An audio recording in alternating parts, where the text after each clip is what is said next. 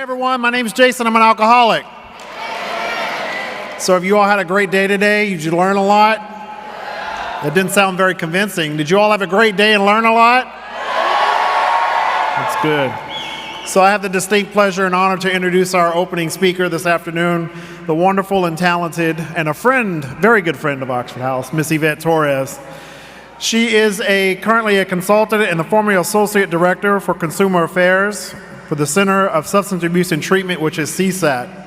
She was responsible in that particular role for overseeing all the information that came out of that particular office, as well as what I know her from is working with the Recovery Month, which started yesterday. So without further ado, I'll hand it over to Ms. Yvette Torres.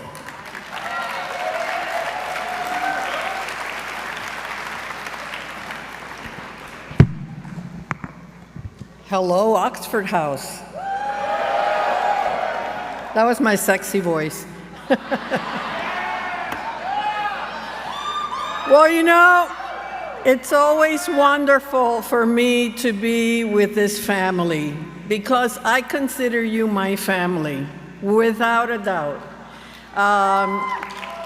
Many of you that are here, I understand that about 80% of you are new attendees, which is amazing. But there's one fellow who is no longer with us by the name of Paul Malloy. I think everybody needs to applaud this. Paul Malloy. He needs to hear us in heaven. Paul Malloy.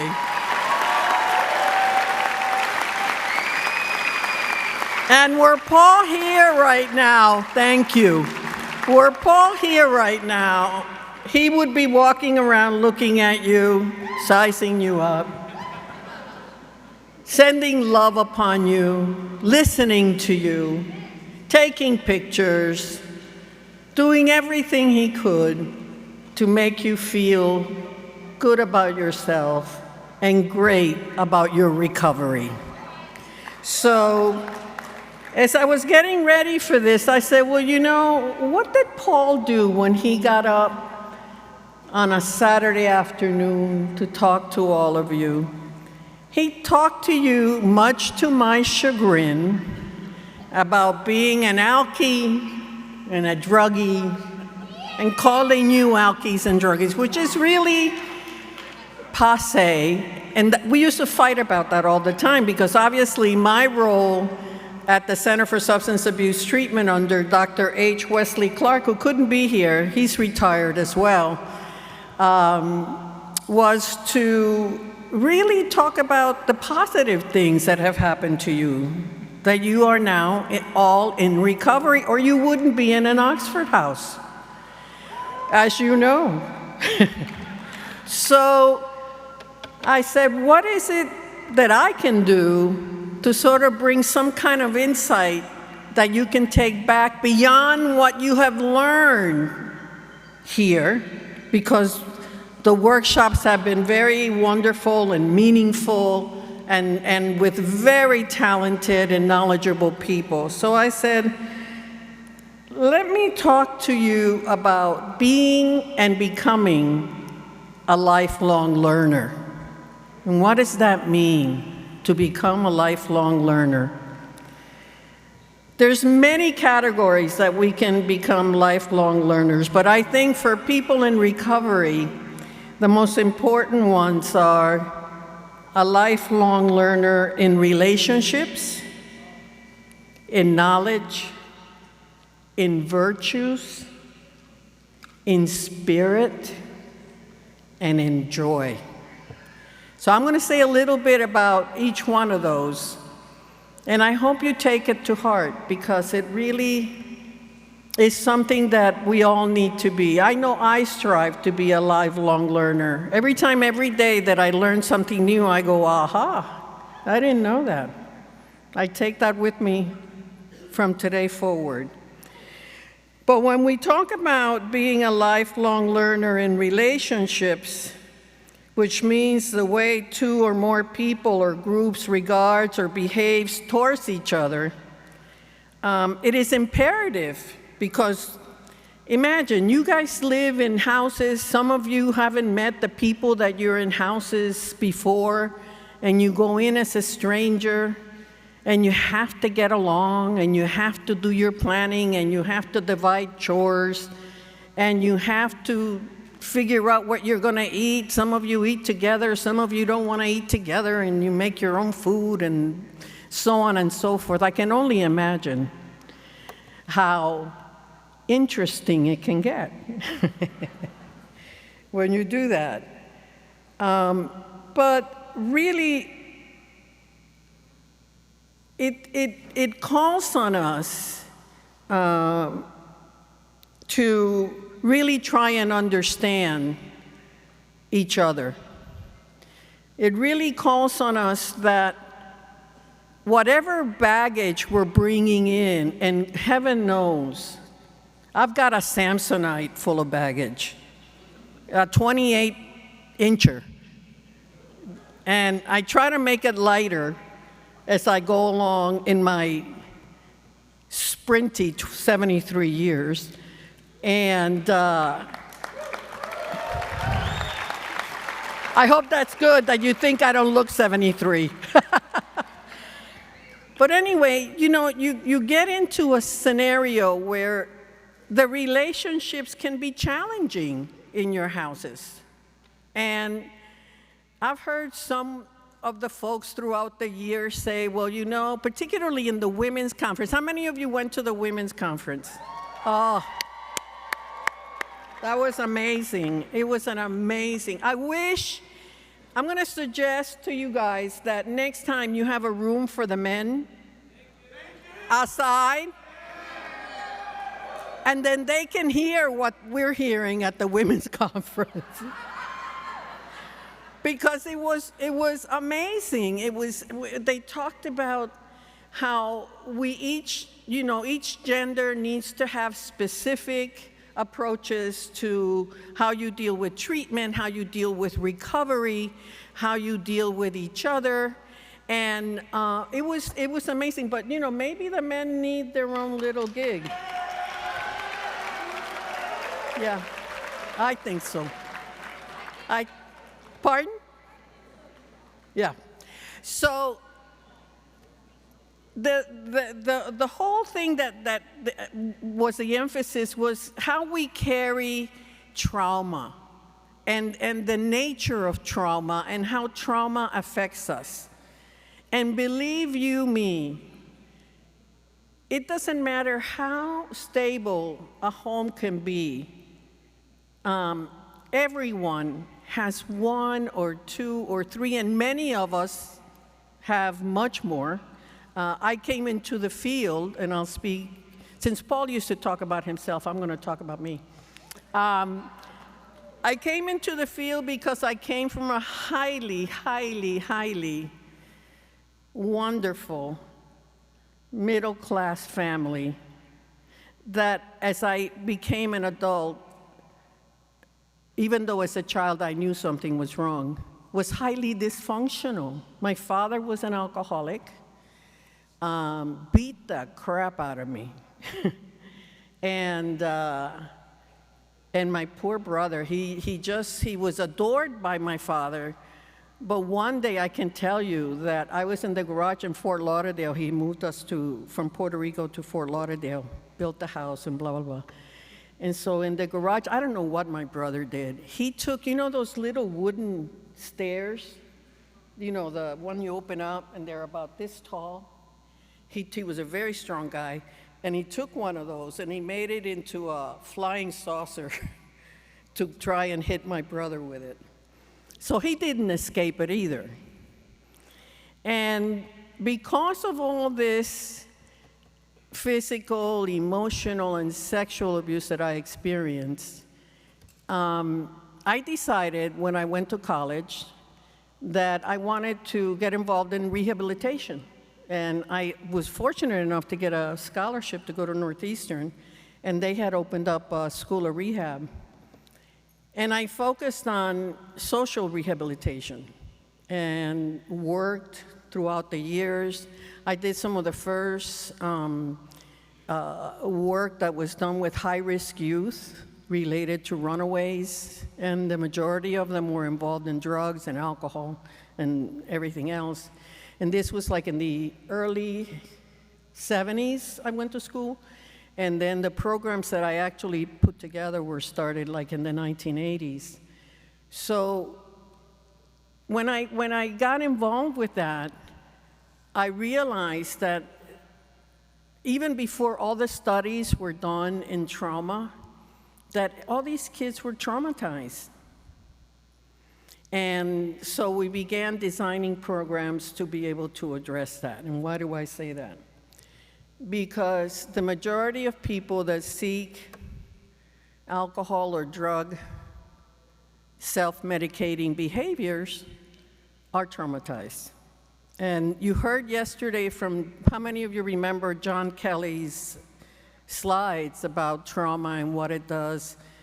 And so as we bring that baggage on to live together in a home and to create partnerships, because that's what you really have to create, is it's a family and it's a partnership to be able to run the house, to be able to live in the house, and to be able to sustain those relationships, to be able to not only thrive while you're there, to work and to give back, but also to get involved in that community. And I spoke a little bit about that yesterday in terms of being more visible in your communities. So all of that requires you to be able to manage relationships rather well. And in the psychological meaning of relationship is a continuing and often committed association between two or more people where you have formed a partnership with your fellow housemates and thus must allow for a degree of influence on each other, on each other's thoughts, feelings, and actions. So with this, I just want you to remember that whatever you're feeling, that other person in your house is also feeling or has felt at one point or another, and that we have to be accepting, and we have to be, what's the word that I'm looking for?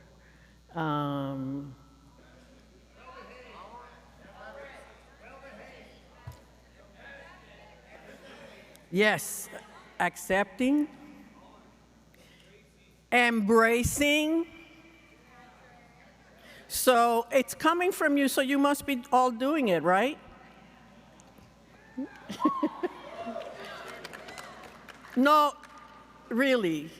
I bet you that 75% of you are doing it, correct? Am I right? Oh, I'm not hearing applause.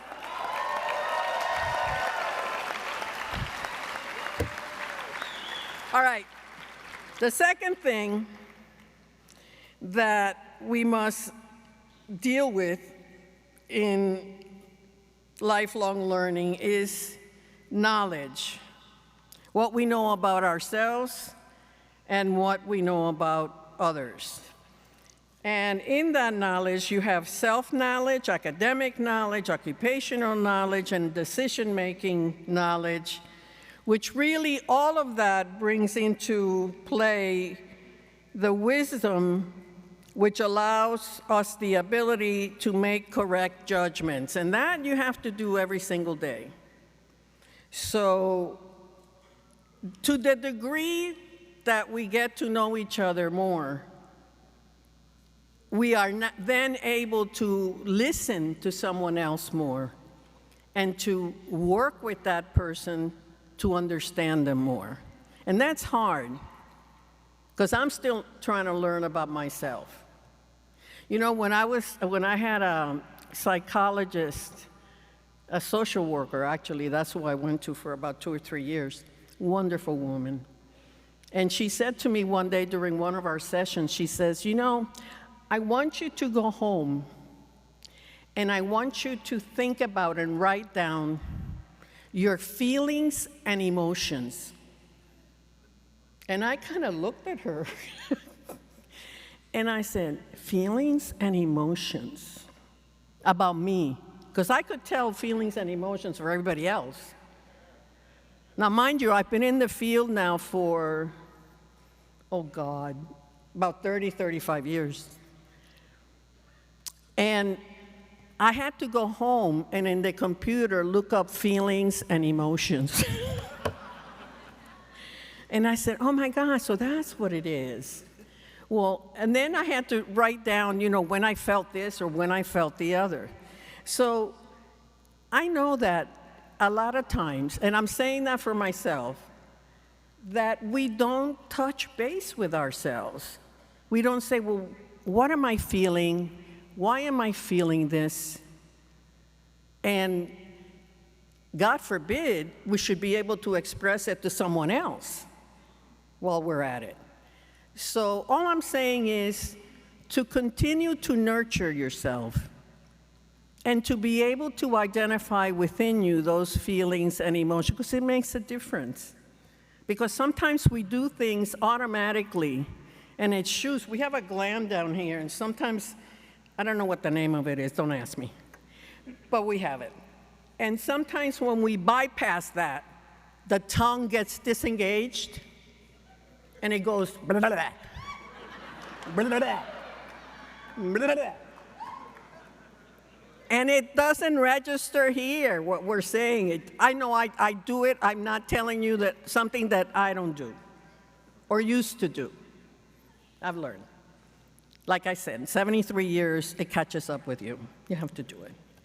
So, in essence, the process of getting to know ourselves only strengthens us to be able to have those relationships, to have those partnerships, and to be not only honest with ourselves, but maybe start being honest with other people and engage in a very profitable dialogue to enjoy, to have fun, to do conflict resolution, and to overall have a better relationship with individuals and groups.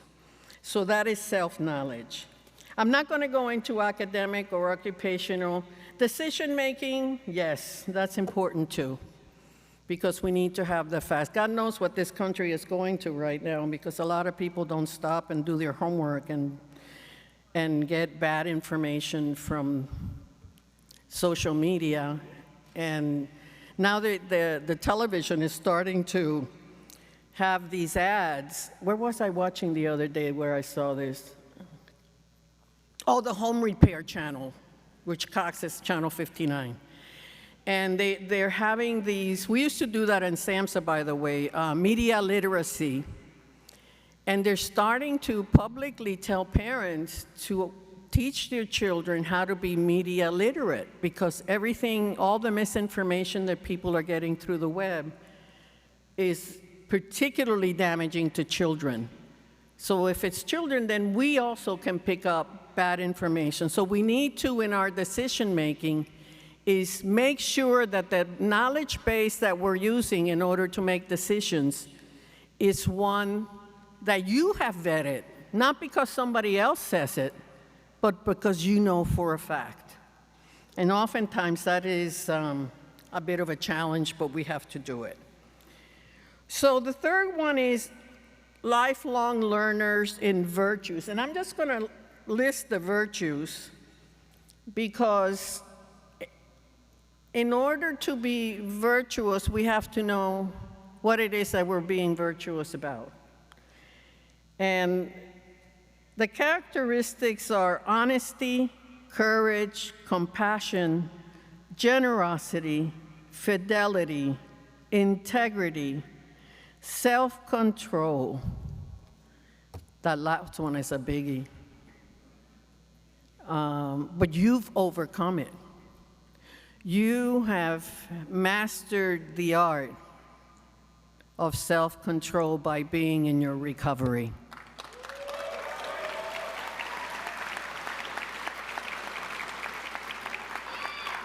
So the other virtues are icing on the cake that we should pursue.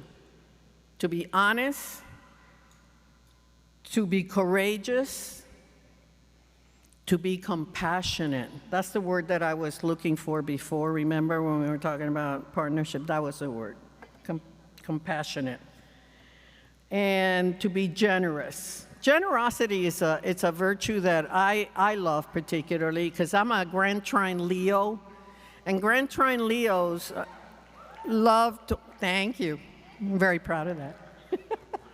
Grand Trine Leos are very generous. I'm very generous. I consider myself, and I don't give to think that I'm coming back, you know, to pick up the thank yous and this and that. No. It doesn't enter my mind because I really have genuine joy in giving. I'm a great cook, so everybody's always eating at my house. And I say that modestly, but I know because I eat other things in restaurants and everything, and I go, you know. So generosity will always, the more generous that you are, I guarantee you, that you're going to get it back because the universe is just going to bring it right back to you.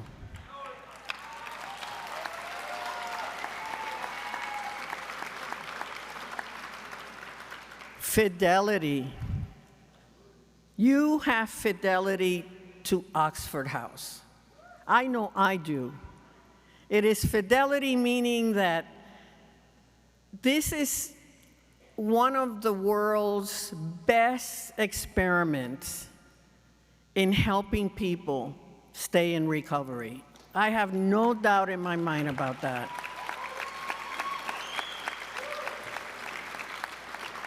And we are all very lucky that this organization is here, that you're part of it, and that you're going to help it grow, because part of what you're here to do is to learn that Paul, how many houses did Paul say he wanted? Not 30, 10,000? 10,000. We're only up to 3,600, guys. So we have a bit of a ways to go. And I have no doubt that I hope to be here for your 10,000. I really do, because that's going to be a party. That's going to be a party.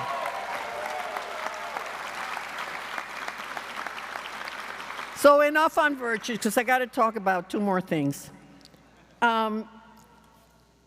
You need to be a lifelong learner in spirit. The reason I have been able to do what I have done in my career, and my God, God has blessed me with such a career. I mean, I work for the Corporation for Public Broadcasting. I've worked for Consumer Reports. How many of you know Consumer Reports magazine? There you go. I used to be director of communications there. I worked for a governor in Massachusetts. I'm a Puerto Rican, for heaven's sakes. And at 25, I was working for Governor Michael Dukakis as an aide to the governor. And you know how I did it? Just to tell you perseverance. I was in school. Am I taking too much time? I was in school, and I got a scholarship to go to Northeastern to do that rehab thing that I talked to you about.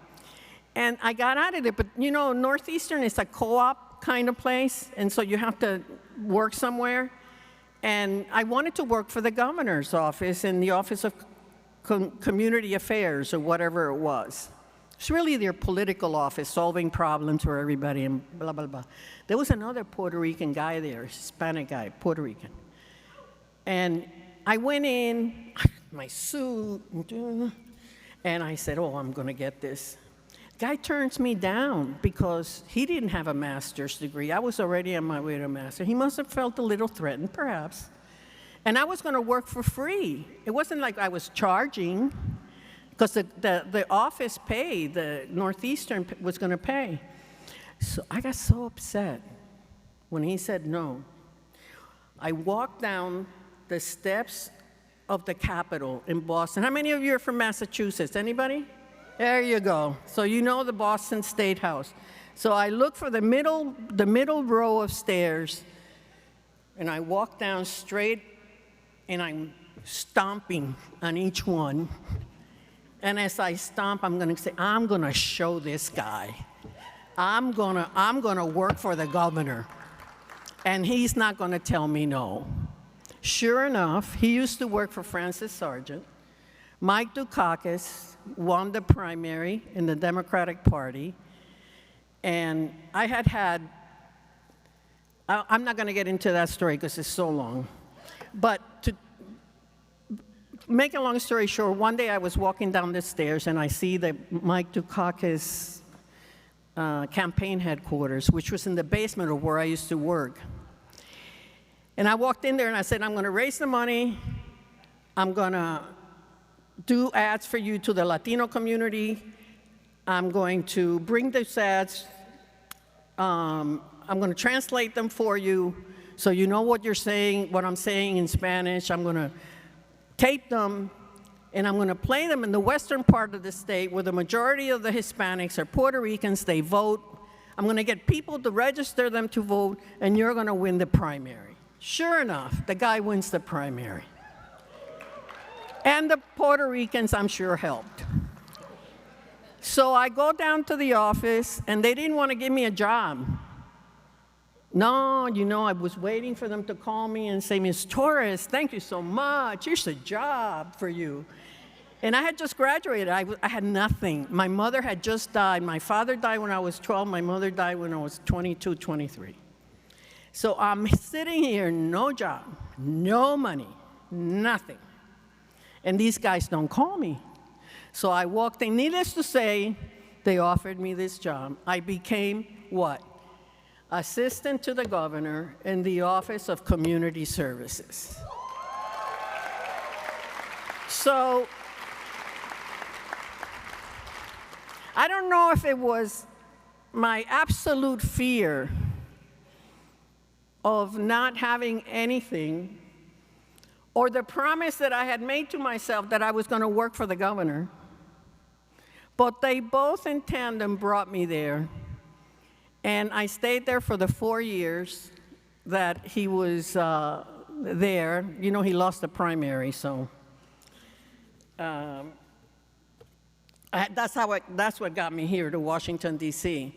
But perseverance and spirit, the absolute faith that I had that I could do what I had said I was going to do, and that in saying so, I said, if it is the right thing, it will come and it will happen. And it did.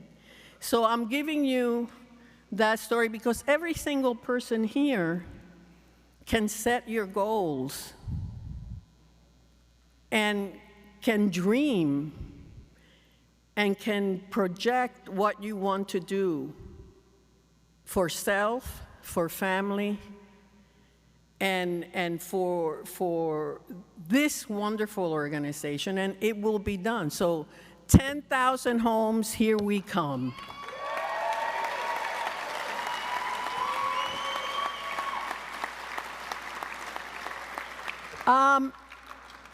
The last thing is lifelong learner in joy. We need joy. We can't operate without joy. Every morning, and it's difficult, because of everything that we're facing in the world today. It is challenging. I think the best times in my lifetime, I'm not going to say have already passed by, but certainly I feel like the 70s, the 80s, the 90s, even the 2000 to, when was this guy elected? 2018, 16? Anything before 2016, it was really great. And then all of a sudden, we get hit with a whammo. And that whammo has And I'm not saying that we all need to have the same persuasions, the same ideas, no. But we need to really talk about it and dialogue and be accepting in a spirit of understanding and respect. Respect. Thank you. So I think that part of it is that every single one of us needs to wake up and say, today is a day to be joyful. Today is a day to be joyful. And in that joy, we convert that to living in love. Because one who has joy has to have love. And indeed, that is what I feel when I come here and I'm among you. Because I feel the love, I feel the acceptance, and I honor and treasure your presence, your work, and your being in recovery. Thank you.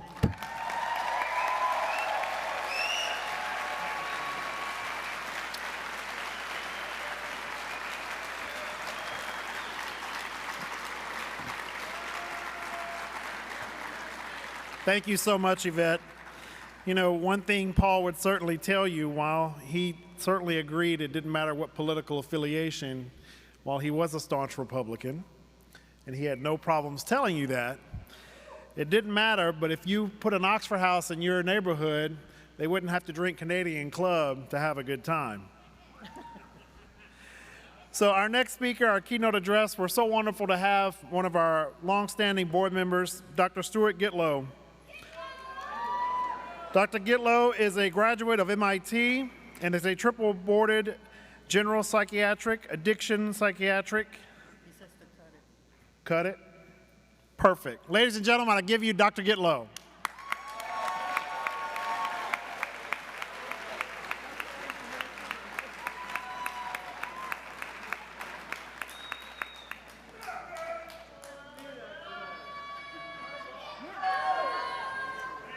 So, back in 1977, I turned 14, and I went to the store and found a copy of Playboy. That's what you do when you're 14 in 1977, because I certainly wasn't getting any information about sex from my folks. Playboy, if you've ever seen a copy from 1977, it looks sort of like People magazine looks today. And there's not a lot that you see. Remember, nobody shaved there then.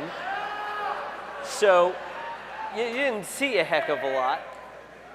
Every month, you'd get 10 pictures of somebody mostly unclothed, and that was it.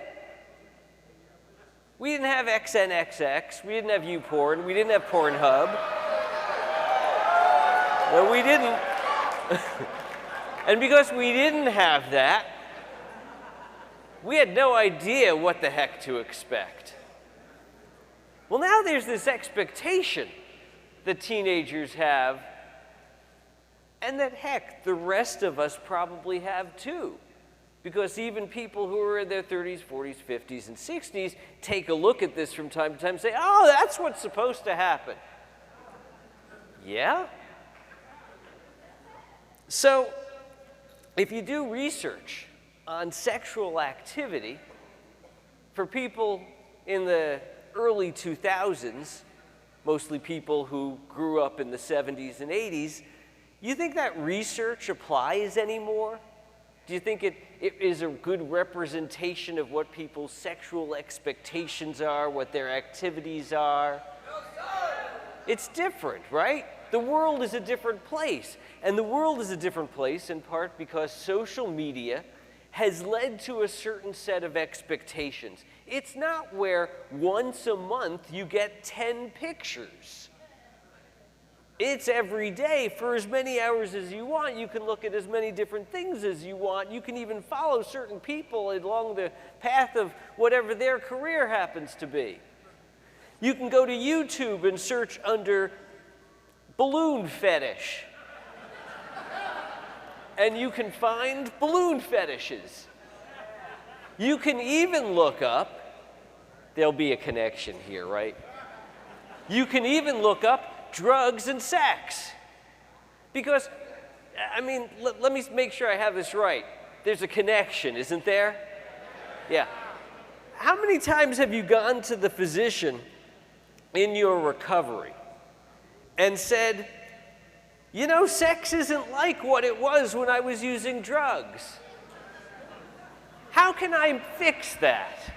Have you had that discussion? Anybody, show your hands. How many of you have had that discussion? Just a few, right? How many of you would like to have a discussion like that with someone knowledgeable? A few more. All right, we're getting there. Because there's a connection between the two. And there's a connection in what the world expects. See, back in the 70s, there was some marijuana. It was very low potency. There's alcohol, of course. There's nicotine, of course. But that was all we really heard of. There were Quaaludes, a little cocaine. Not the kind of drugs we have now.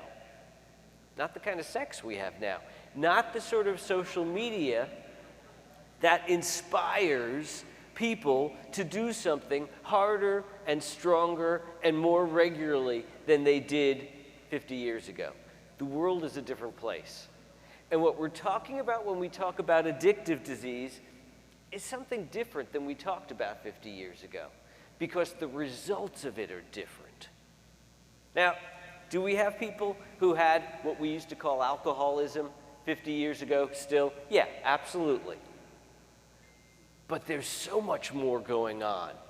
And what we forget when we look at all of the data in the newspapers on how many people are dying regularly from this disease is that the epidemic has always been with us. It's always impacted roughly the same percentage of people.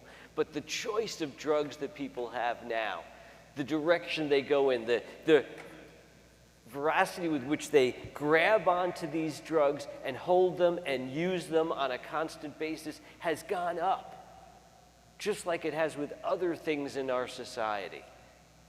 You have to realize the way human beings are programmed. We're programmed to do things repetitively that we enjoy, right? If you like going to bed reading a good book, you're going to go to bed reading a good book for probably the rest of your life. If you like to go out into the garage and work on your car in the evening or your motorcycle, you're going to do that the rest of your life. Evenings will come, you'll say, I feel like relaxing out in the garage with the motorcycle. You'll do that because you enjoy it now. You enjoy it later. You don't suddenly find that you're working all the time on the motorcycle. That's all you do, to the exclusion of everything else. You stop eating, you stop relating to other people, all because of that motorcycle. That doesn't happen. So what's the difference? Why is it that drugs do something to people that's different from what a motorcycle can do, that's different from what a sport can do, that's different from what other activities can do? And you have to realize there's a point where I have to try to decide what I'm going to use as an example. Because if I say weightlifting, that's a little different, because there it can start to go in the direction like a drug because of the effects weightlifting has on the body. It's different than what a motorcycle effect has on the body. All right. One more story and then we'll get into it. Imagine you have belly pain. One evening, you wake up from a nap and you say, yeah, this hurts. And you had a big meal for lunch. And it's hurting, gets worse. Now you're in real pain. You think something really is wrong here. I'm going to go to the doctor. You go to the ER. In the ER, they say, yeah, it looks like you have appendicitis. You're going to need surgery. Now, at that point, I assume most of you would not turn around and go home. Most of you would say, all right, I'll go get the surgery. The person from the ER comes out and looks at you and says, "I'm sorry, the surgeon is only here at the hospital once a week. We do have a social worker who's had a 2-year master's program. Do you mind if the social worker does the surgery?" How many say that's okay? Right? No one. And yet, here you are with a chronic disease that's life-threatening, that kills a lot of people. And when you go into the hospital or a treatment facility and you say, "I have this life-threatening disease," they figure that out, and you've figured it out long before. You don't see the doctor. You see not even a social worker. Typically, you see somebody certified by the state who's had a training program. How many of you have seen in the course of your treatment over the years, how many of you have seen a board-certified addiction physician? Really tiny number, right? Really small number. And yet we know the gold standard of treatment in the field. We know from studies that have taken place in the military, with airline pilots, with physicians, with lawyers. We know from those studies exactly how to treat addictive disease. You go through a rehab program, you come out of the rehab program, you have to have aftercare. Aftercare has to include seeing an addiction-certified doctor on a regular basis. Weekly is great at the beginning, it can go to monthly thereafter. There have to be urine drug tests that include alcohol that are done on a regular basis. You have to go to 12-step or related, like Smart Recovery, some other type of self-help group. And that has to be monitored forever. With that kind of treatment, that's gold standard treatment. Like I said, we know in the military and airline pilots, doctors and lawyers, 80 to 90% of people get into recovery their first time through that program. Right? No one ever told you that. You were never in a place where you came into the hospital and somebody looked at you and said, "You've got an 80% chance of recovery with the right treatment."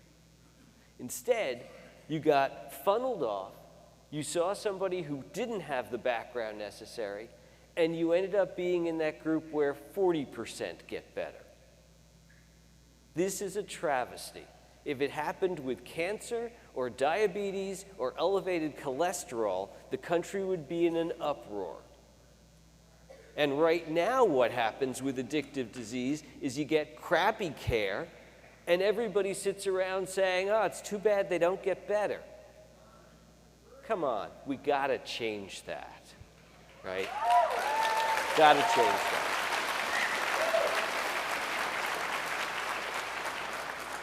And now that we have these kind of numbers, we have to change it ourselves. Because obviously, as docs, we haven't been able to change it.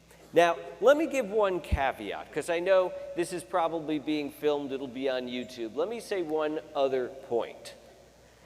We do know that there has never been a study in the medical literature of 100 folks with addictive disease in Group A and 100 folks with more or less identical addictive disease in Group B.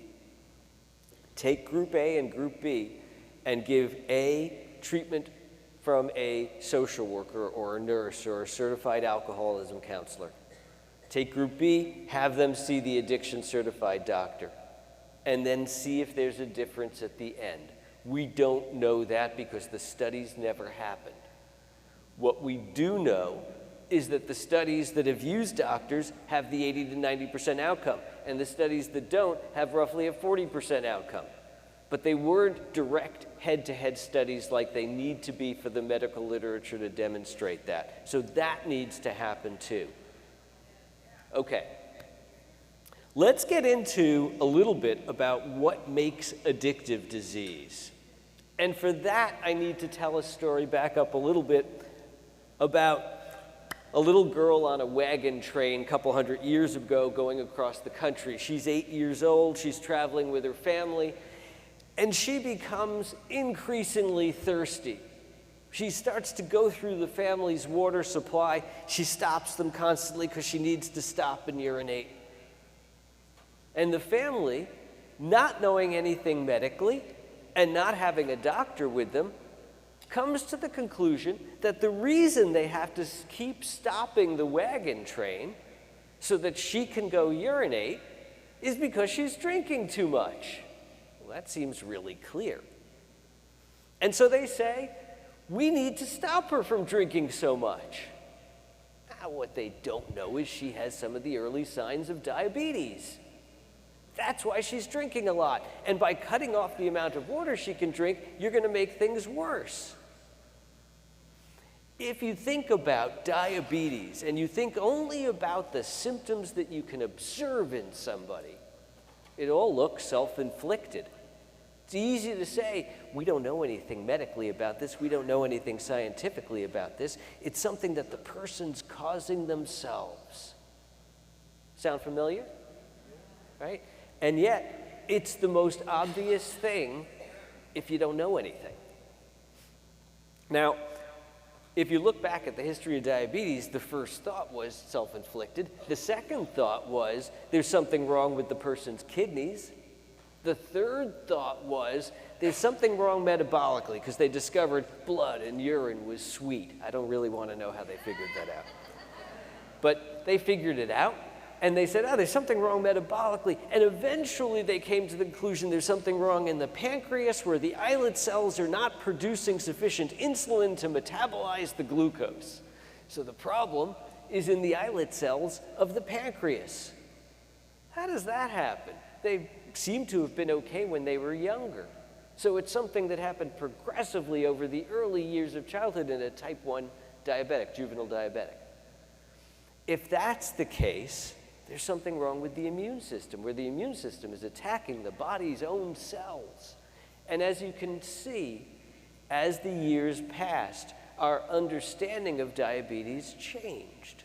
Eventually, we came to the conclusion that diabetes is about 50% caused by genes and 50% caused by environment. Something has to happen to trigger the person who ends up having diabetes. That's why you can have identical twins, right? I know a pair of identical twin brothers. One has diabetes, the other one doesn't. They lived the same life. They did the same things. And yet one has diabetes and one not, with the same genetic code. Well, yes, one of them probably got a strep throat when he was 13 and the other one didn't. Things like that can cause big differences later on. So if you think about it, all medical diseases start out being in your head, being psychiatric. Our understanding of addictive disease is at the point now that our understanding was for diabetes a couple of 100 years ago. We're at the point where everybody blames you. Right? And that is simply a misunderstanding. But luckily, times have changed and the science has gotten better, and we know a little more now than we knew 100 years ago for addictive disease. We know 50% of it is caused by genetic coding and 50% of it is caused by the environment. So the trick is to figure out what those 50% are.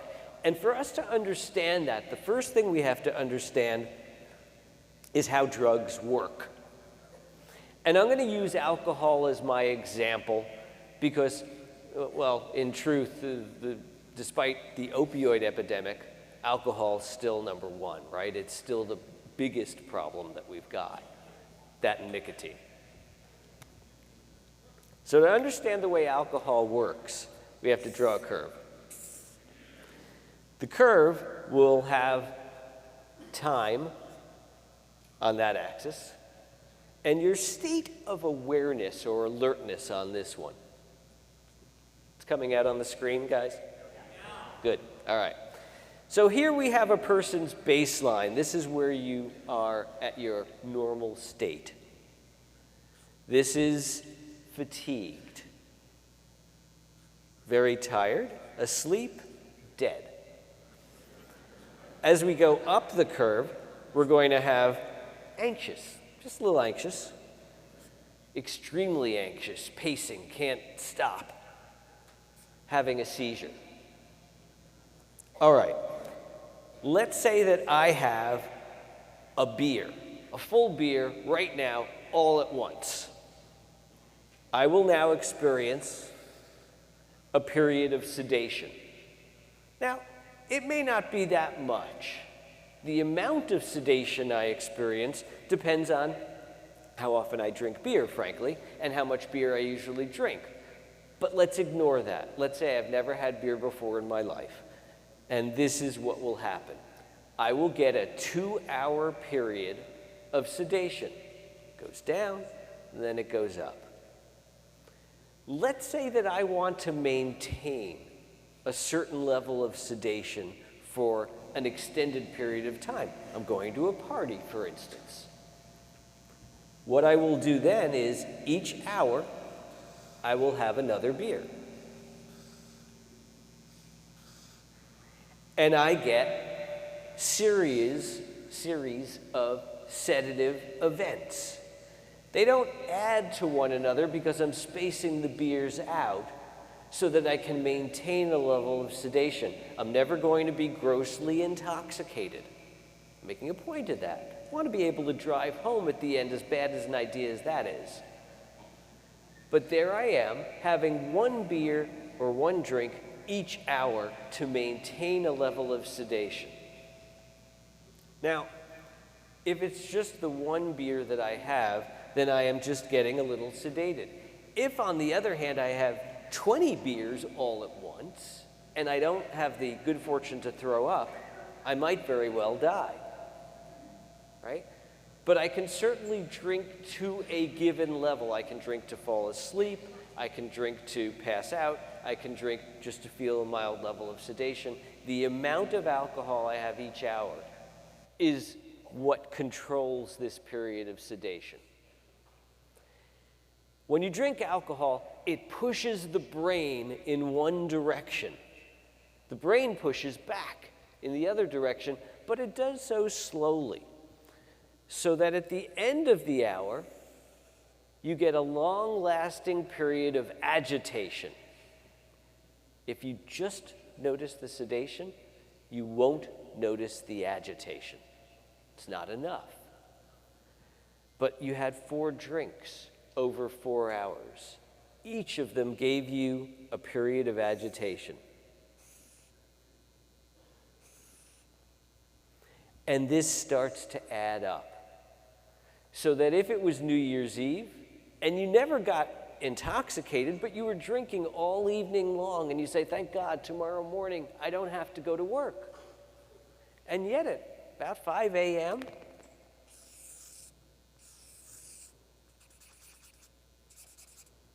there you are.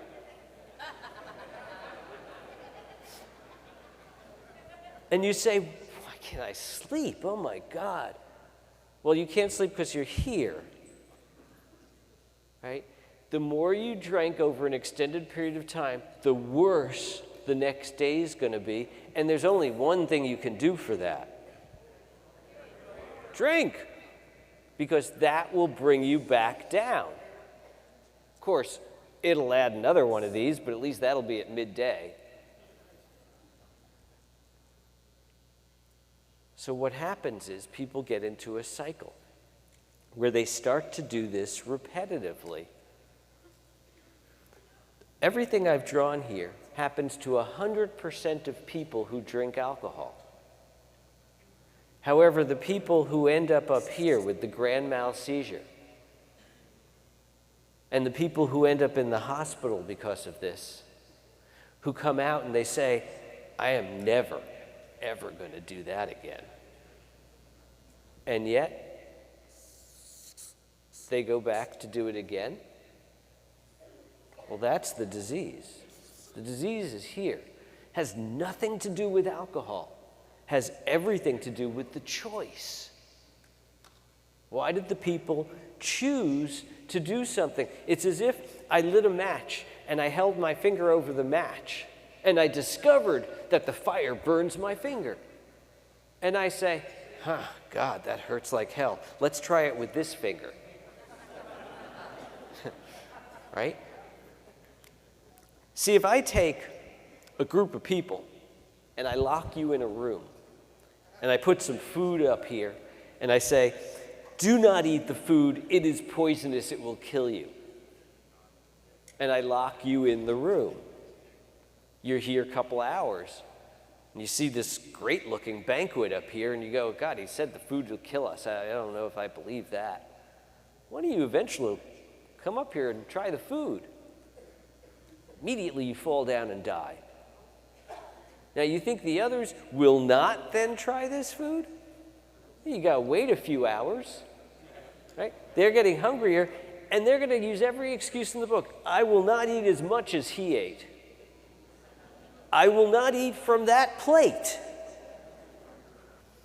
I'm gonna eat from this side just a little tiny bit and I'm gonna eat it by smearing it on my skin. Instead of somehow I'm gonna be able to do this.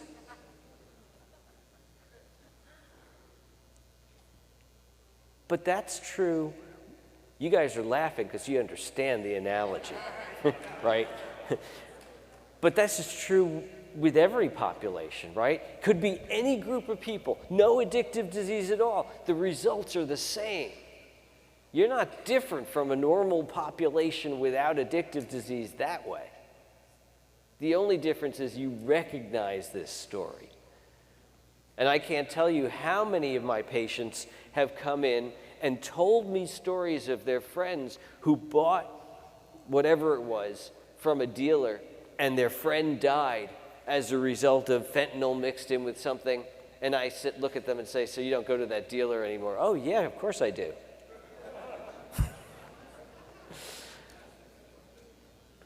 All right. The next thing you have to understand is how normal populations work.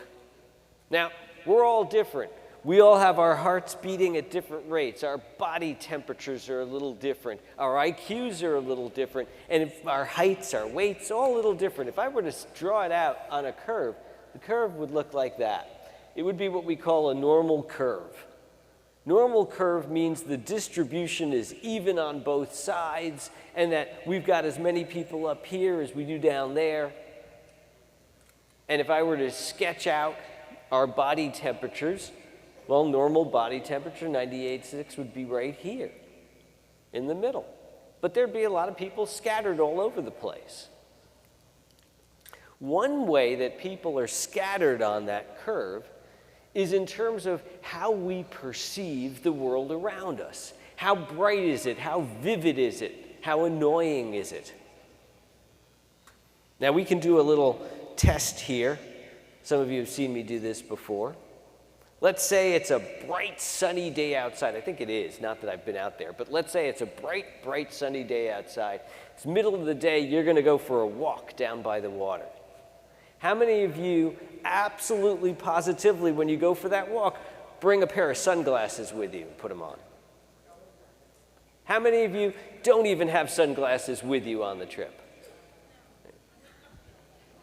Now, those of you who don't have sunglasses with you, you're different from the folks who absolutely positively would have sunglasses and put them on. People who would absolutely positively put sunglasses on perceive the world differently than those of you who don't even have a pair of sunglasses with you. What's the difference? Well, think about it for a second. Think about somebody who perceives the world as being too bright, too vivid, too annoying, too irritating, wants to be able to turn the volume down. That's somebody we call a stimulus augmenter. Somebody who perceives the world as being too much. And if only I could turn the volume down a little bit. Now, if you think about it, that person who perceives the world too much might be right there. That's where they start. They're at this point on the curve. And so when they have alcohol for the first time, those of you who would absolutely wear sunglasses, the very first time you had alcohol, you felt better. You felt, oh wow, I feel like this is the way everybody else perceives the world without alcohol. And you're right. So what happens is you do this to try to get down to where everybody else is, to be comfortable. But then this happens. And you started out uncomfortable, now you're really uncomfortable. But the person who must wear the sunglasses, the person whose taste for alcohol is up, that person typically finds the world too irritating, too annoying. Clubs are too loud, movies, why do they have the volume turned up so damn much? Right? Why can't I just stay at home in a quiet place and relax with no one yelling and screaming around me? Well, that's a person for whom a little bit of alcohol, an opiate, would feel good. Now there's people on the other side, those of you who said, I don't even carry sunglasses with me. I don't even own a pair of sunglasses, never have. You take pride in that fact. Because the world is a really calm place for you. The world is a little boring, actually. You like to liven it up.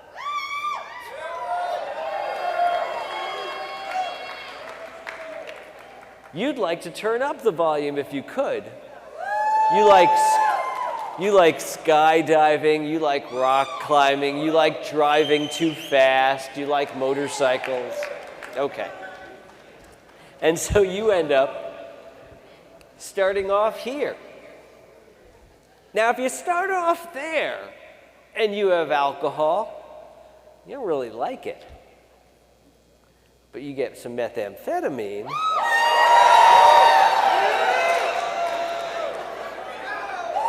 Right?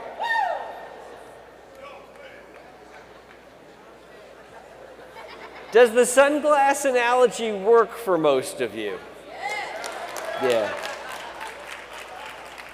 Yeah, and it usually does because there's a connection in terms of how we perceive the world around us and what drug we choose. What drug works for us at least the first time. Doesn't work really well after that, but the first time it works quite well. If you think about it from this perspective, you start to realize that the drug itself, again, has nothing to do with the disease. If we talk about the disease as being discomfort caused by being at one end or another of this spectrum, by starting out too high or too low, and wanting to correct that, if that's the disease, it ain't got nothing to do with drugs. Has to do with how you feel. And now that you're in recovery, it still has to do with how you feel. It's not about self-medicating. It's not about, I'm too depressed, I'm too anxious, this is why I use the drug. No, it's that you are starting out at one end or the other of a spectrum that all of us are part of, and that you've discovered that a drug makes you feel better, as it does. But only temporarily, and only really the first few times. After that, you're chasing things. Why are you chasing things? Because these drugs have the disadvantage of causing these rebound effects that we talked about. And so by 6 to 8 weeks in, all you're treating is the rebound, right? Now, there's a medication, actually there's a few. You may have heard of these: Valium, Librium, Ativan, Klonopin, Xanax. Those drugs, like Sonata, Ambien, Lunesta, all of these drugs are just really dry martinis. They're booze in a pill. They work the same way, at the same point in the brain.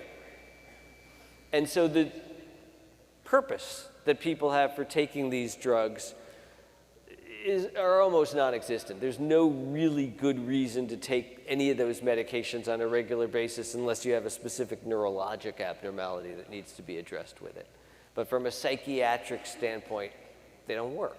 The reason they don't work is that after about 6 to 8 weeks of Xanax or Ativan, for instance, all you're doing is treating the side effect rebound that the drug causes. You're just getting back to where you would have been if you never took the drug in the first place. So is there a good reason to ever prescribe Xanax or Ativan? Sure. If I have a patient who has surgery coming up in the next few weeks, they're really anxious about it, they want to be able to get through the next week or two without a problem, that's a great point to acutely give them a small dose of the medication for a little while. Somebody's traveling commercially, their parent died across the country, they're scared to death of flying, they want to be able to get on the plane, fall asleep. Okay, those are the kind of instances where it's understandable and reasonable to give it. For long-term anxiety or difficulty sleeping, it will not work.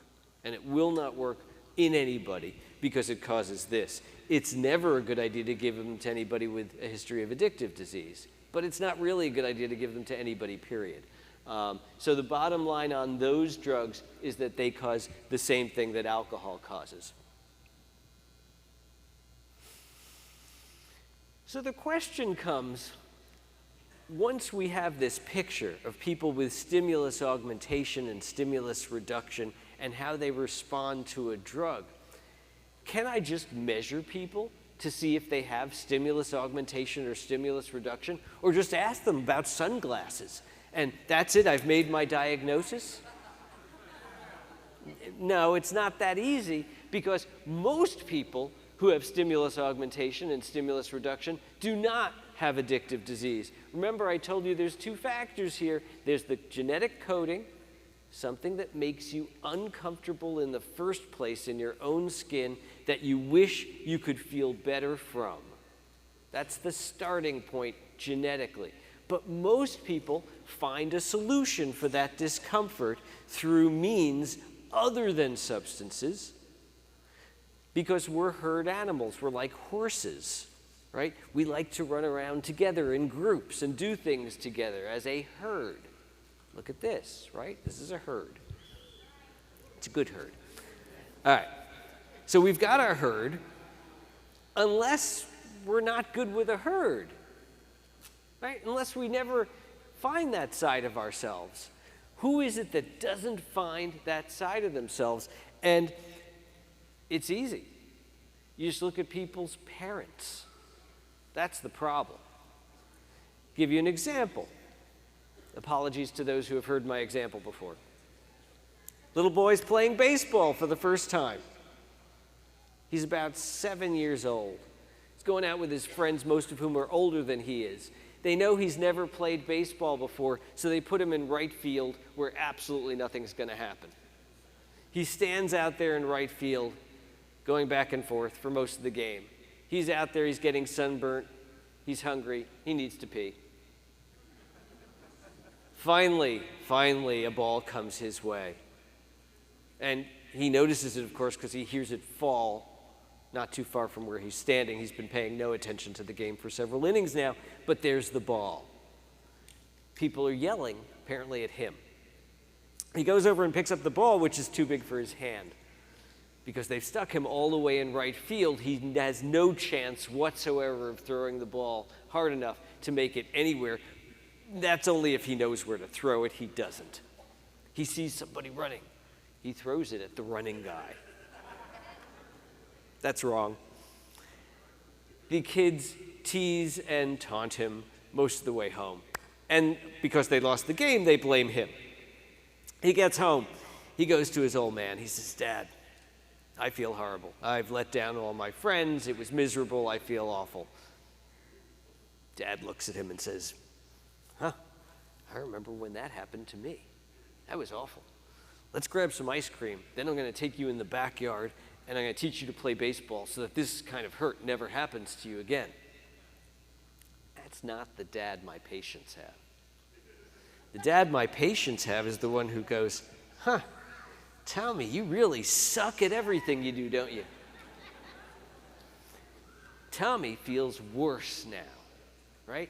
Tommy feels, I shared emotionally with part of my herd, and as a result of that sharing, I now feel worse.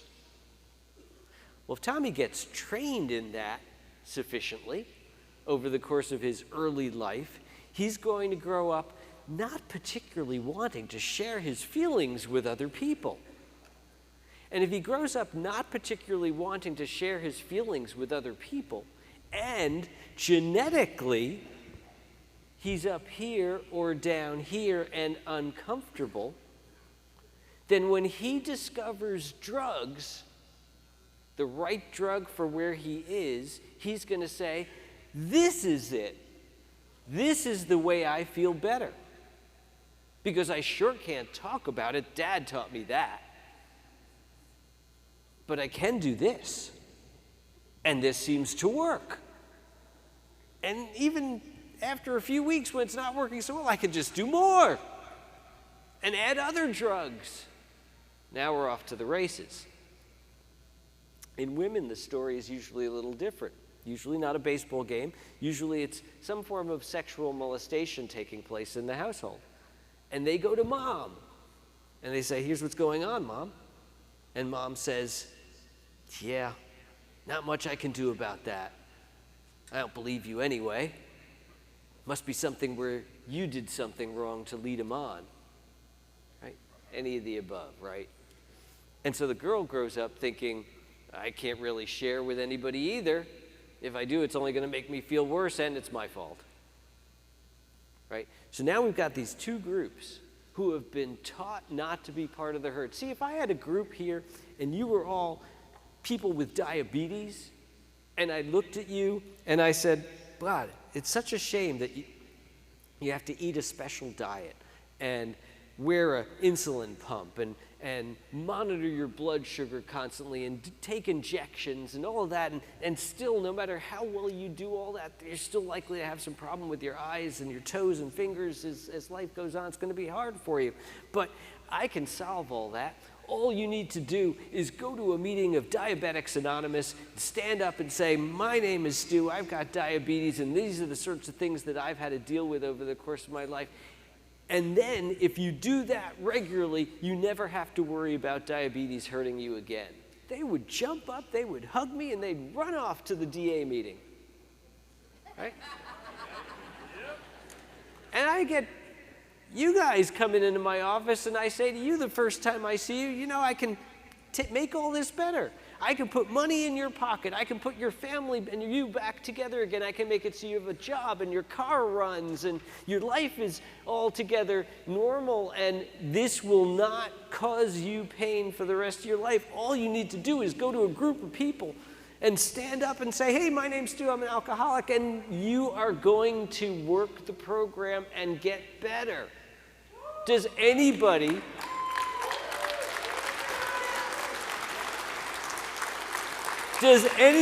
hug me at that point and run off to the next AA meeting? No. No, absolutely not. They come back the next week. I said, you go to the AA meeting? I said, yeah. You did? Well, yeah, it was across the street. I was nearby. I want you to actually go in. Next week goes by, went in. Where'd you sit? Oh, in back. When did you get there? After it started. When did you leave? Before it ended. Did you raise your hand? No. Did you talk to any? Oh, absolutely not. It takes a while, right? It takes a while. Why? Because you've been trained not to do that. You've been trained that if you talk to people about your pain, you'll feel worse.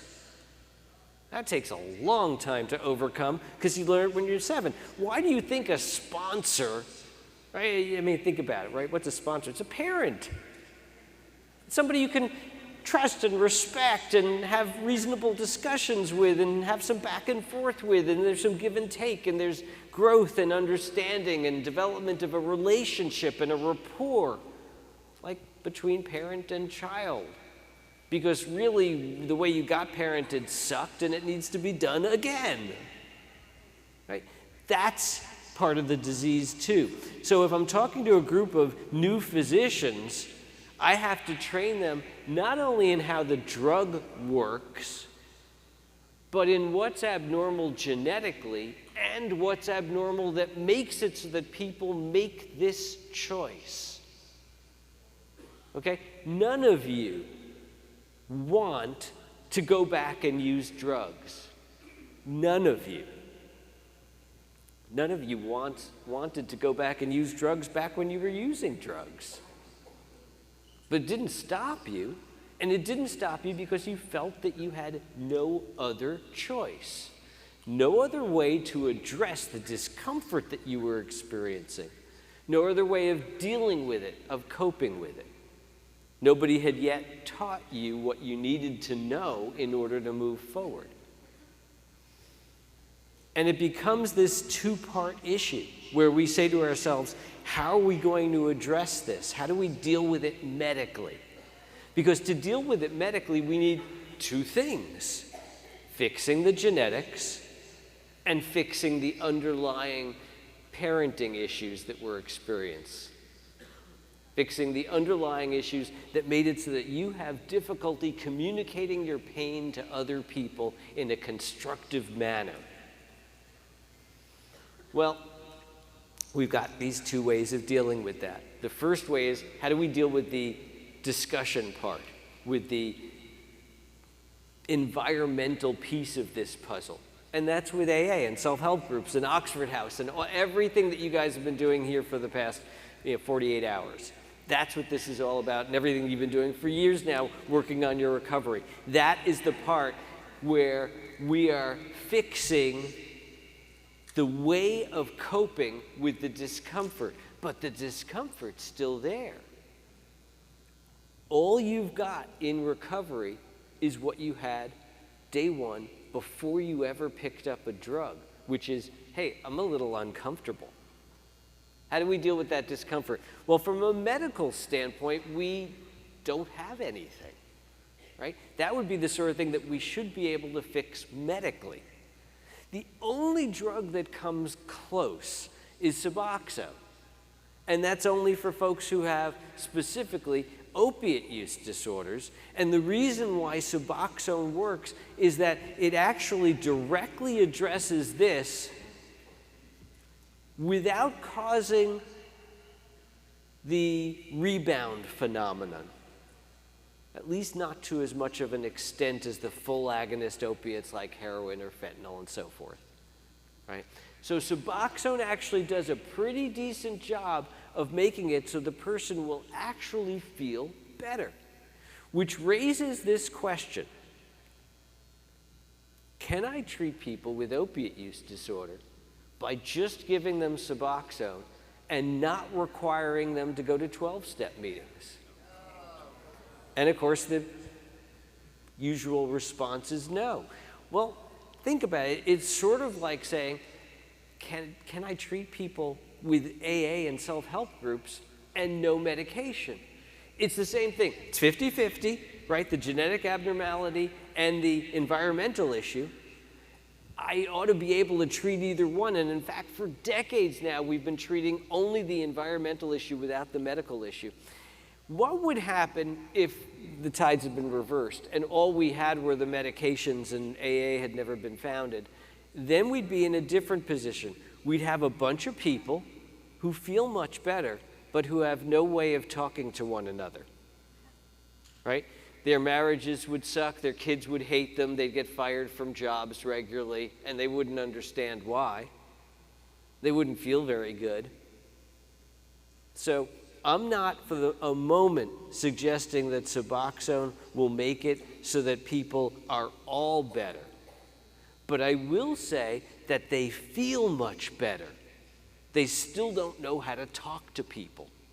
If you want everything to come together, if you want to get people all better, right, where all signs of this disease are gone, we'd need to be able to correct what your starting point was, and we'd need to correct the underlying sort of philosophy that you grew up with, that sharing my feelings with other people is going to hurt.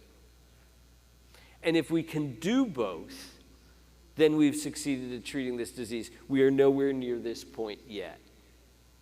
But at some point, there may very well be a medication that would address the discomfort that's underlying the formation of the disease in the first place. But what this brings us all back to is this issue that I've had for a long time on how to define addictive disease. I think addictive disease starts before a person has ever picked up a drug. I think that people either have it or they don't have it, and if they have it, well, it's going to be a problem for them if they are ever exposed to the drug. Now, if we magically lived on the moon and there were no drugs on the moon, then we'd have a bunch of people with addictive disease who never see an addictive drug, and they manage to get through okay. They're uncomfortable, they're not really sure what to do about it, they're not great at interacting with other people emotionally, but they're able to do their jobs and get their life done. Unfortunately, we live in a society that loves drugs, right? What are you supposed to do at a wedding? What are you supposed to do at a bachelor party? What are you supposed to do at a graduation party? What are you supposed to do at a wake? What are you supposed to do at a tailgate party? Right? That's what this country sort of revolves around. And now, here we are in the middle of an addiction crisis, killing people at a greater rate than we've ever experienced before.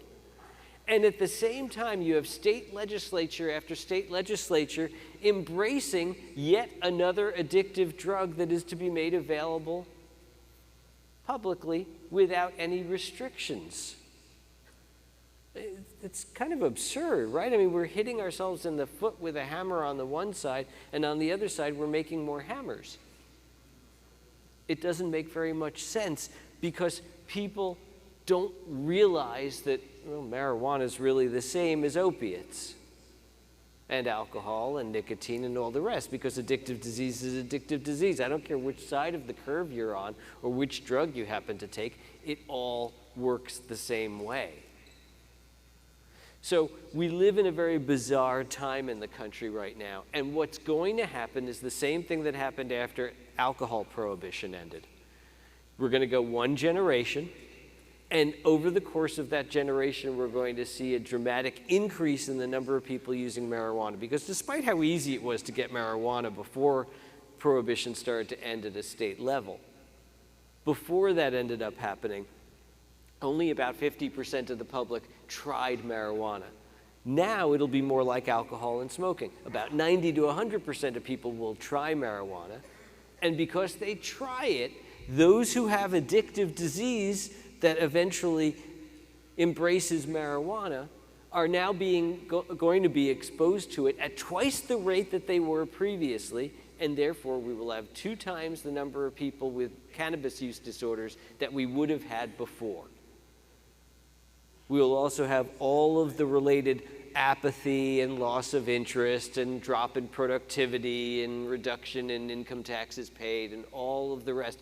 But there will be some money coming into the states by virtue of sales of cannabis, just like there's money coming into the states for sales of alcohol and sales of cigarettes that don't amount to much more than a small packet of flour compared to the big packet of flour that the states are paying for the healthcare consequences of that decision.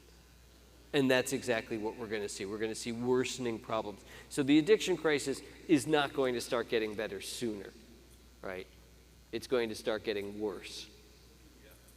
And we have to be ready for that, and we have to be the canaries in the mine who are telling people that, because our numbers are growing to the point where they're not listening to themselves. Maybe they'll listen to us. All right? So that's where we're standing now. Addictive disease is something that can get better. It's something that does get better. It's something that with treatment you can get better from. Just realize as you think about it that there's both the genetic side as well as the environmental side. Everybody's an individual. Your own mileage may vary here. Figure it out for yourself as to which approach is necessary, and then utilize that approach to stay well and stay in recovery. Thank you. It's been wonderful seeing you again.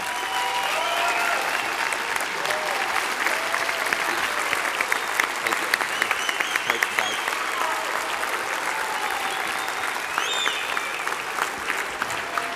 Thanks, guys. Thank you very much, Dr. Gitlow. Let's give another round for Dr. Gitlow. Thank you. So we have one more speaker for you. Just one more, and then we have a little few housekeeping items. So if you hold on for about 20 more minutes, you'll be able to get up and go smoke, and then we can go get dressed. So we're so lucky to have Ryan Hampton join us. Ryan is a prominent advocate, speaker, author, and media commentator. Ryan has travels coast to coast to discuss solutions to our national addiction crisis. In recovery from a decade-long opioid addiction, Hampton has rocketed to the center of America's rising addiction recovery advocacy movement. An alumnus of the Clinton White House, he's worked with multiple nonprofits and the national recovery advocacy campaigns, and he is now a prominent leader facing and voice of recovery advocacy. He's here to talk to us about an amazing opportunity, and I'll let him explain what that is. Ryan Hampton.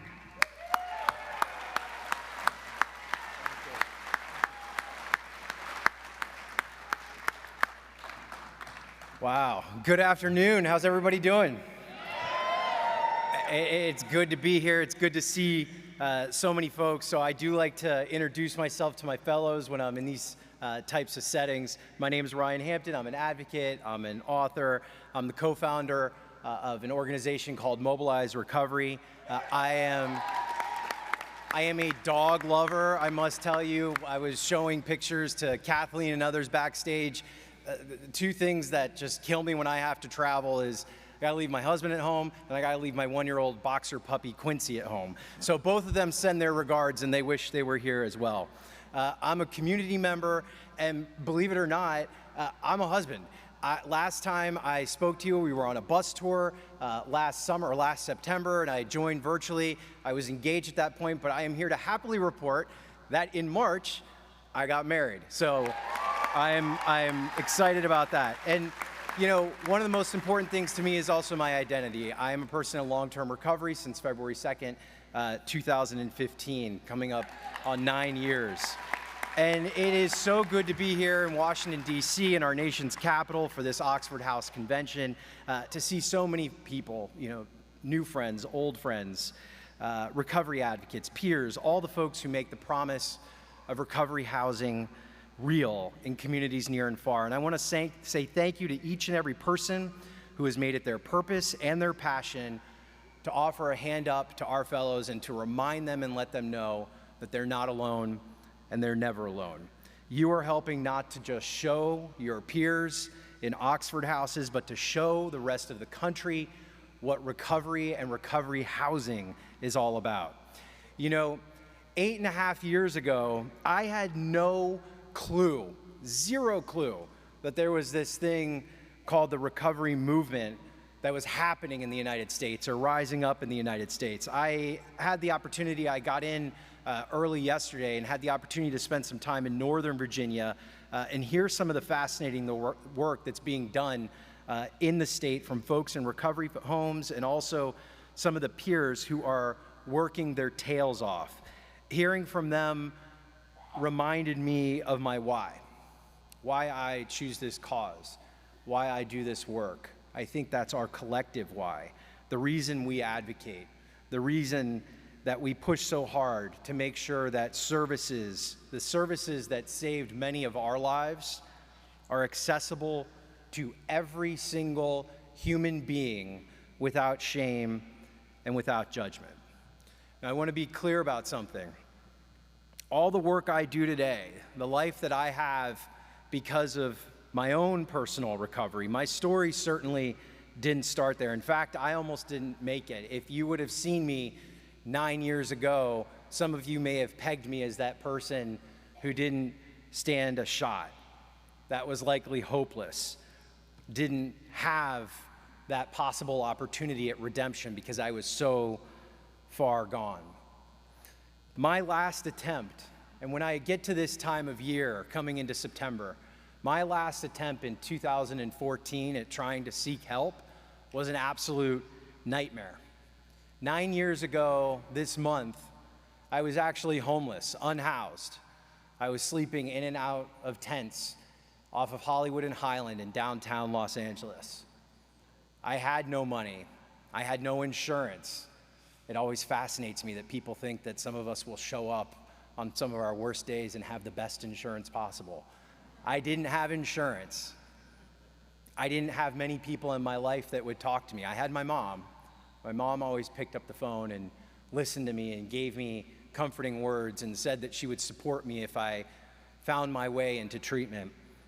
And I didn't have much of a guide to get through or into what this recovery journey would look like for me. In fact, the only opportunity that I had to go to treatment was a public treatment center up in North Los Angeles that was so full that I had to get on a waiting list almost for 2 months to be able to get in while I was living on the streets. The caveat for me to be able to get into treatment was every single morning at 8 a.m., I had to go to a payphone because I did not have a cell phone or an Obama phone at the time, put a quarter in, and make a call to this treatment center to see if a bed was available for me. Luckily for me, on Thanksgiving Eve 2014, the voice on the other end of that phone said yes. I was able to get into treatment. I was able to, for the first time, and I know you heard some of this in the previous talk, for the first time in my entire 7 years of being in and out of treatment centers, first time I was offered access to what we call evidence-based care, buprenorphine, something that I attribute much of my recovery journey to and why I am able to be here this afternoon to share this with you. I had access to things like naloxone, and most importantly, I had access to something called Medicaid.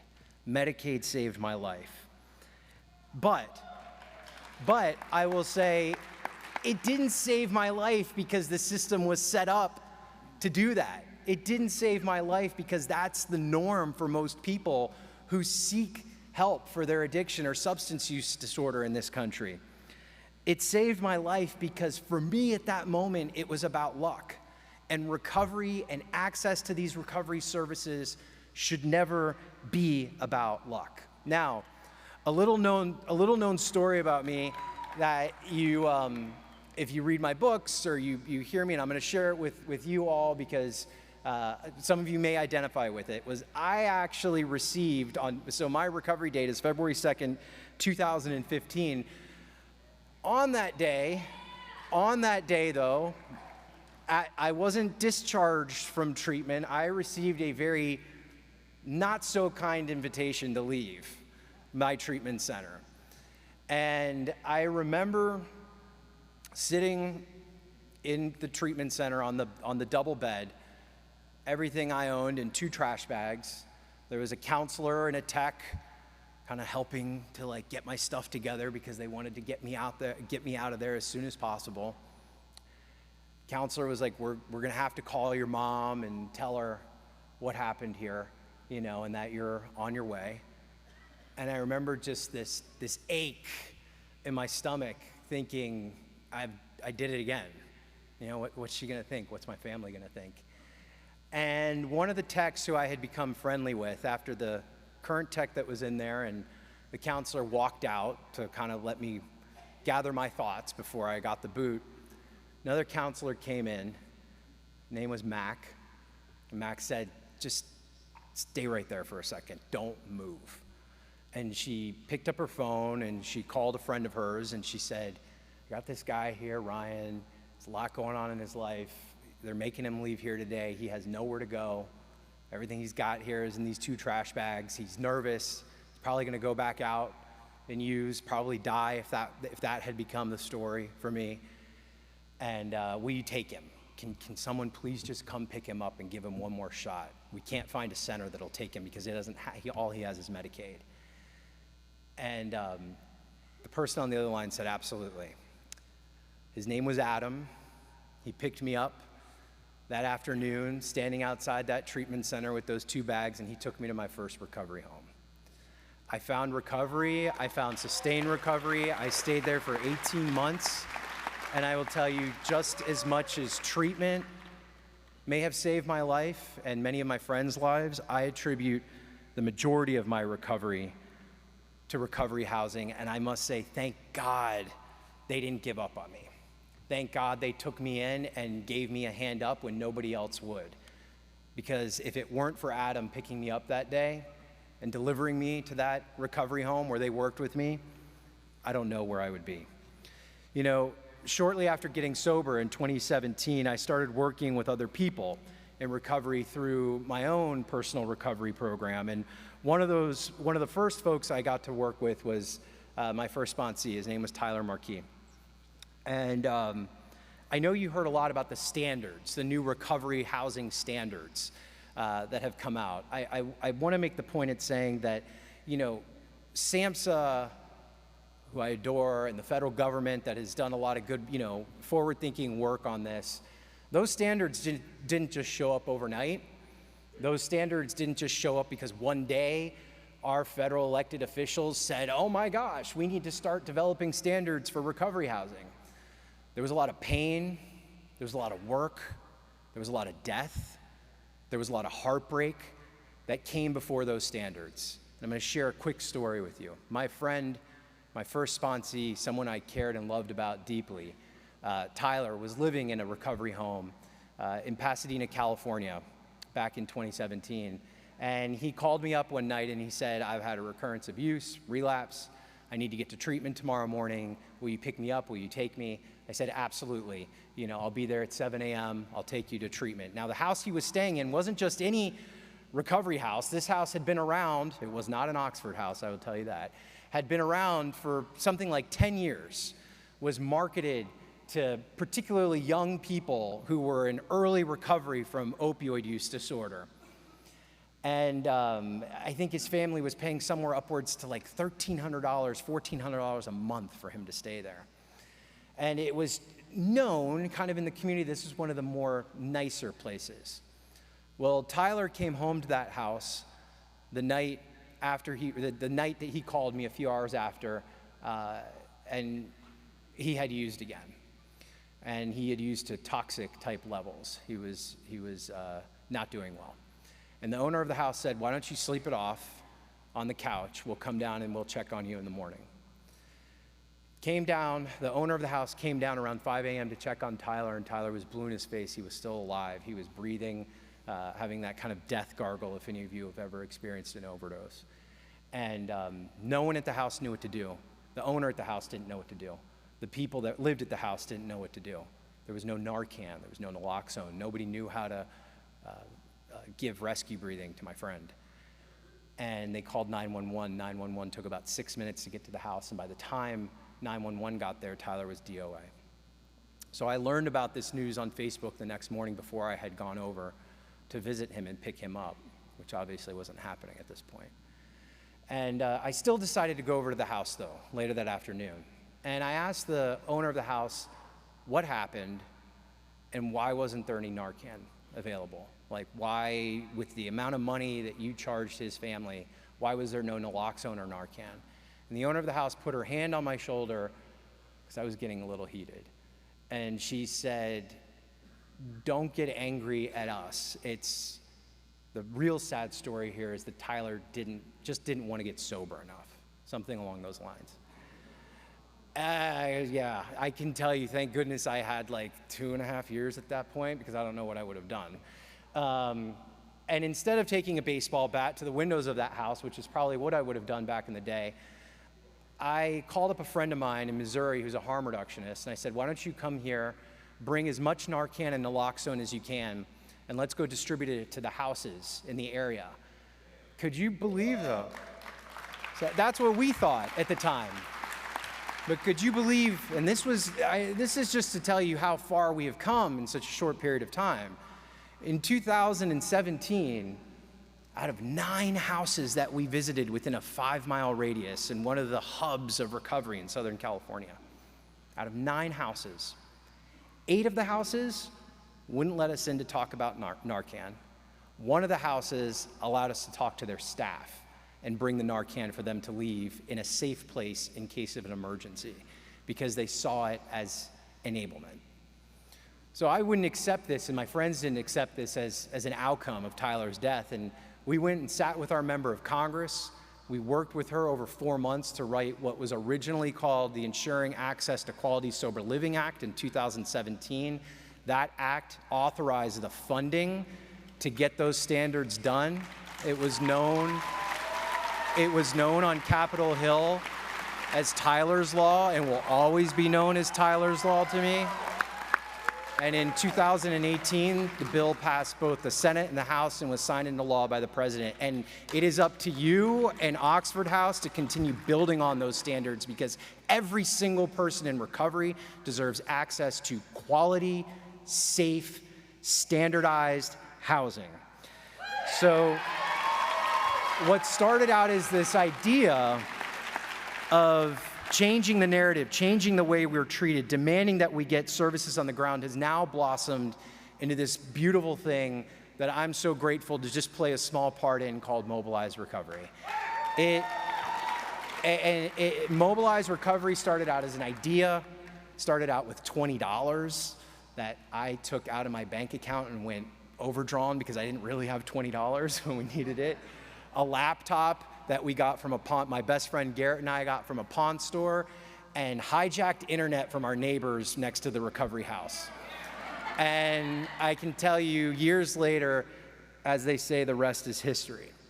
And since 2018, with many of you, we have been fighting for more access to treatment, more access to naloxone, more access to housing, and yes, more access to harm reduction. And I want to say something about that for one moment.